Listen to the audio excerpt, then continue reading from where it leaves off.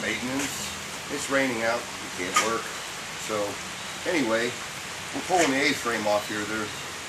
Grasshopper's a great thing, but everything has its flaw in it, and we got weak points on these style of decks, and they tend to crack along where the frames are bolted up right here.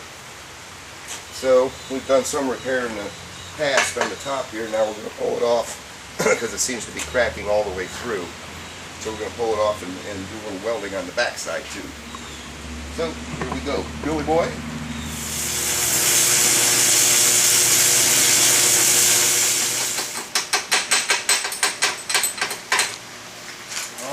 God damn it, he left the other day. Oh, left me laying on the floor. God bless it. Something about, you'll have to leave these to here, it's telling you. Oh, you don't have it on, do you? We'll say something about, you start talking about prehistoric something or another. It's a cat, he found his 2 pairs of dinosaur bones in Australia, or in, what the hell was it, Arizona, laying together, and it's their first noted lesbian dinosaurs, and they decided to call them Nicolaus. And the famous guy that found them is Dr. Richard Dick Leakey. And that's the truth, man, that's his name. He's a real paleontologist. What's his name? Dick Leakey. Dick Leakey. Richard Leakey. Richard Leakey. Dr. Dick Leakey. Well, what's the prehistoric? Nicolaus. That's the ancestor to, what is it, the duck-billed platypus. Yeah. He came in there so straight. I mean, I thought he's giving me some stuff, you know? He's giving me some stuff I can take to the bank. I thought he was going to be on the floor. Man, what is up with this guy? Yeah, I let him get a couple breaths in there, and then I got the old Dick Leakey.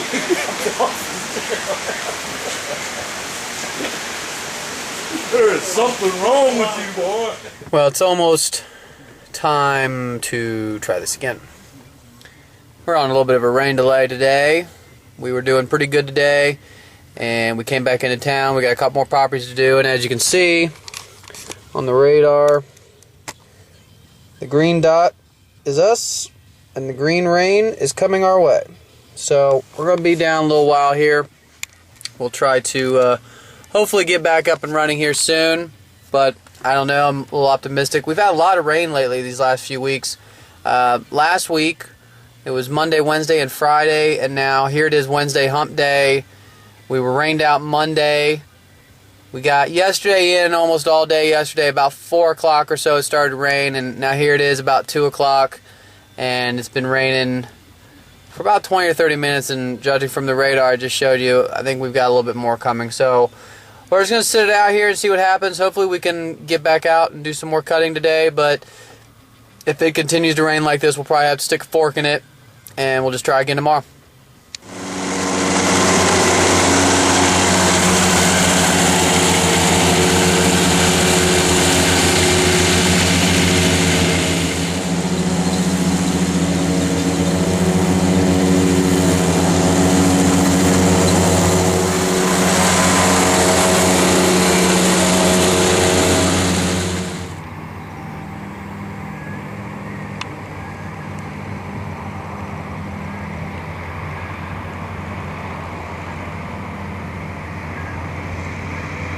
Show you something real quick here. This is what happens when you have grubs. You can see this area here looks like it's just kind of been chewed up, maybe by a tire.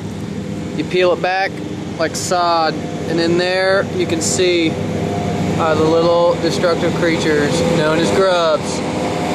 That's what happens. Everybody has them, you just don't always see them. That's how destructive they can be. And that's exactly why, like I said on the previous episode, you're going to want to go ahead on that third application, which is the bug treatment. You're going to want to go ahead and spend those extra dollars, because if you see that damage like I just showed you in the yard with the grubs, it's too late. You need to get that fertilizer put down before you see activity to prevent them and keep them from doing the damage that you just saw, where they just chew up all the roots of the yard, of the grass. They eat from the roots, and then you can peel the grass back like sod, and then you have to do a reconstruction of it. So you're better off go ahead and put that fertilizer down to avoid getting that destruction by those grubs, because they are pretty destructive little critters.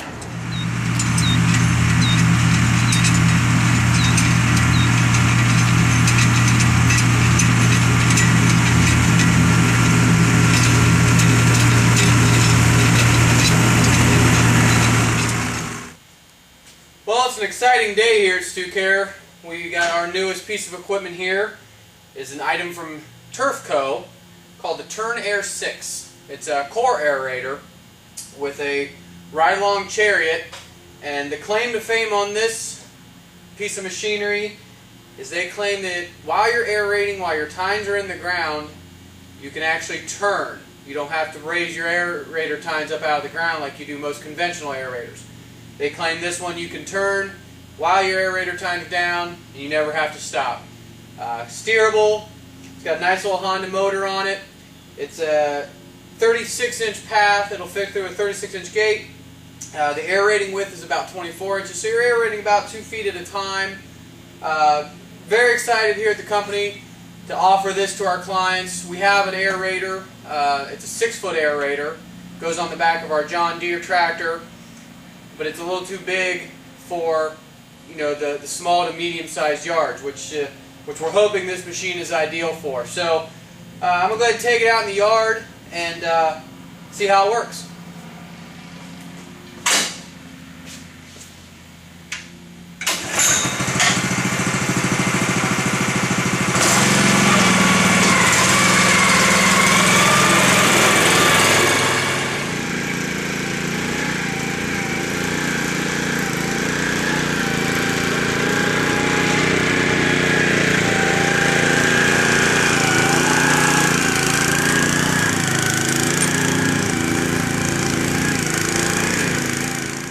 So as you can see, the Turn Air 6 from Turf Co. works pretty well. I still got a few bugs to work out on it. First time operating it, so probably need to learn a little bit more about it as far as the steering capabilities of it, but I think it's definitely going to be a good fit for our company. I think it's going to be exactly what we're looking for those small to medium-sized yards. And that kind of leads me to your Stewcare top tip of the month. Happens to be about aeration. If you don't do anything to your yard, if you just mow it, if you opt out of fertilizing, if you don't do anything to your yard besides mow it, the one thing that you really need to do is aerate. You need to aerate twice a year. Do it in the springtime and do it in the fall. This time of year is a perfect time. We've had great conditions here in central Ohio. Ground is nice and soft. It's a perfect time to aerate. What happens when you aerate the ground, especially with a core aerator, it not only pulls the plugs out of the ground and opens up a hole in the ground, but what you're doing is you're decompacting your soil. All those times running over it with your tractor, foot traffic, just day-to-day activities, your soil gets compacted down. So by aerating, it opens your soil up, it decompacts it, but it also allows a few other things to happen. It allows all the nutrients from Mother Nature to get in there. Sunlight, rain, when you mowed, the natural grass clippings that come off of your mower, those are going to break down quicker and they're going to get into your soil, which is going to help your soil in the long run.